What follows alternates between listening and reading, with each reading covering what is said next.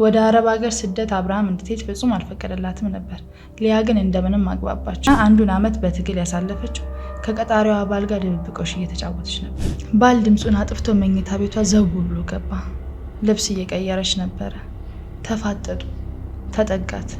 ሊያ ምን ገጥሟት ይሆን? ሰላም እንዴት ናችሁ? ቻናላችን ቤተሰቦች፣ ይህ በካናሪ ቲዩብ ተዘጋጅቶ የሚቀርብላችሁ ፕሮግራማችን ነው።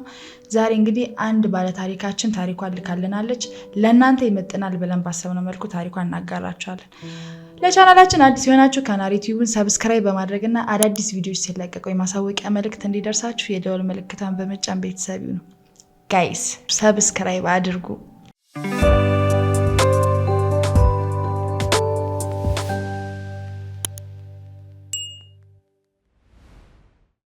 ሊያ ትባላለች የዛሬ ባለ ታሪካችን።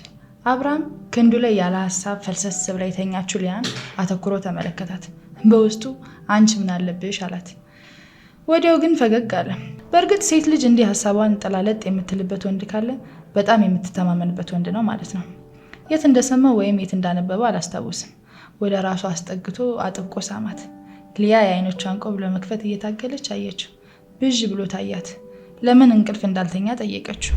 እሷን እንዲጠብቃት ታዞ እንደሆነ ሲነግራት ሳቀች። ሳቋ የአብርሃም ደካማ ጎን ነው። ስለ ሳቀችለት ከዚህ በኋላ ያለ ስጋት እንደሚተኛ ነገራት። አቀፈችው፣ ተጠመጠመባት። ጥሩ የፍቅር ደቂቃ አሳለፉ። ደረቱ ላይ እንደተኛች ወዲያው እንቅልፍ ወሰዳት። ፀጉሯን እያሻሸ ሳቅ አለ። ፍቅረኛው ሊያ ለእንቅልፍ ያላት ፍቅር አስገረመው። እሱ ግን መተኛት አልቻለም ነበር። ይህን ፍቅር፣ ይህንን ደስታ፣ ይህንን ሳቅ ዳግም ላያየው ነው፣ ምናልባትም እስከ ወዲያኛው። ሊያ የኢትዮጵያ የመጨረሻ ሌሊቷ ነው። ወደ አረብ ሀገር ስደት አብርሃም እንድትሄድ ፍጹም አልፈቀደላትም ነበር። ሊያ ግን እንደምንም አግባባቸው። የ2 ዓመት ኮንትራቷን ጨርሳ እንደመጣች ሁለቱም የሚመኙትን ቤተሰብ እንደሚመሰርቱ አሳመነችው። በነጋታው አመሻሽ ላይ ግን ሊያ ብሳ ተገኘች። አይኖቿ እስከሚያባብጡ ድረስ አለቀሰች። አብርሃም ጠንክሮ ሊያጠነክራት ቢሞክርም ሁኔታዋ አባባው። ተቃቅፎ ተላቀሱ።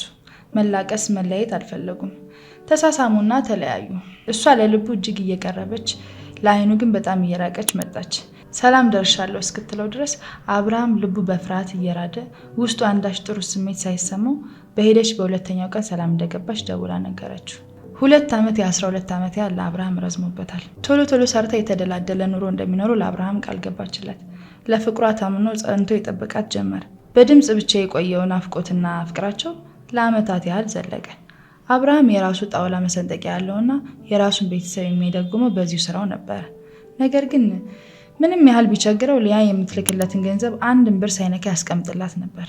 ሊያ አንዱን ዓመት በትግል ያሳለፈችው ከቀጣሪዋ ባል ጋር ድብብቆሽ እየተጫወተች ነበር። የሴትዮዋ ባል የሚያደርገውን ደስ የማይል እንቅስቃሴ ለሚስቱ ብትናገር ታማኝነትን እንደማይኖራት ይልቁንም ስራዋን ልታጣ እንደምትችል አስባ እንደሌላው ጊዜ ዝምታዋን መረጠች። የሆነ ቀን ሌሊት ላይ በእንቅልፍ ልቧ የሆነ የሚታገላት ነገር ነበር። ለመገፍተር ጣረች፣ ነገር ግን በህልሟ አልነበረም። ያለ የሌለ ኃይሏን አሰባስባ ጩኸቷን አቀለጠችው። ይህኔ ተስፈንጥሮ ከላይዋ ላይ ሮጠ። ከዛም ሄዳ መብራቱን አበራች። በልፊያ ብዛት የተቀደደ ቢጃማዋን ተመለከተች። አንሶላዋን ስባ ተከናነበች። አሰሯም ምን ተፈጠረ በማለት ወደ ሊያ ክፍል ገባች። ሊያ እንባዋ እየወረደ ቅዠት ነው አለቻት። ማዳሟ በጥርጣሬ እያየቻት የቤቱን ዙሪያ ቃኘች። ሴትዮዋ ስትወጣላት በሩን አጥብቃ ዘጋች። ሊያ በጣም ጠንቃቃና ብልህ እንደነበረች ነበር የምታስበው። ከዛ ጊዜ በኋላ በሰበብ አስባቡ ከዛ ከምትወደው እንቅልፏ መበረገግ ስለጀመረች አብርሃም ጋር እየደወለች ግማሹ ሌሊት ከሱ ጋር ስታወራ ታነጋለች። ይሄ ሲሆን ግን የተፈጠረውን ነገር አልነገረችውም ነበር። ሊያ ያሰራው ጸባይ መቀያየር ቢያሳስባትም ምንም አይነት ስህተት ላለመስራት ትጠነቀቃለች። የባሏ ተንኮል መክሸፉን ተከትሎ ለሚስቱ የሆነ ነገር ቢነግራት ነው መለዋወጧ ብላ አሰበች። ቢጨንቃት የሆነው ይሁን ብላ ለአብርሃም ያለችበትን ነገር ነገረችው። አብርሃም ከመናደዱ የተነሳ አሁኑኑ ትታ እንድትመጣ ቢያስጠነቅቃትም የቀራትን ትንሽ ጊዜ መጨረስ እንደምትፈልግ ነገረችው። ይሄኔ ነበር ሰላማዊ ግንኙነታቸው እየደፈረሰ የመጣው። አብርሃም በልቡ ጥርጣሬና የተከዳኛለች ስሜት እየተሰማው ስለመጣ በነጋ በመሸ ቁጥር መጨቃጨቅ ሆነ ስራው። ሊያም ከጭንቀቷ መሸሻ የሆነውን አብርሃምን እንዳይጨቀጭቃት በመፍራት አልፎ አልፎ ለሰላምታ ከመደወል ውጭ ድምጿን አጠፋች። አብርሃም እየተበሳጨና የሌሎች ሰዎችን ወሬ መስማት ከጀመረ ወዲህ ህይወቱ ተመሰቃቀለበት። ስደውልለትና ስታወራው ይረጋጋል። ቶሎ የማልደውልልህ ስራ ስለሚበዛብኝ ነው አለችው። ሊረዳትም ይፈልጋል። እየዋሸችውም ይመስለዋል። አሁን ላይ ሰላም እንደሆነ ትነግረዋለች፣ ግን አያምናትም።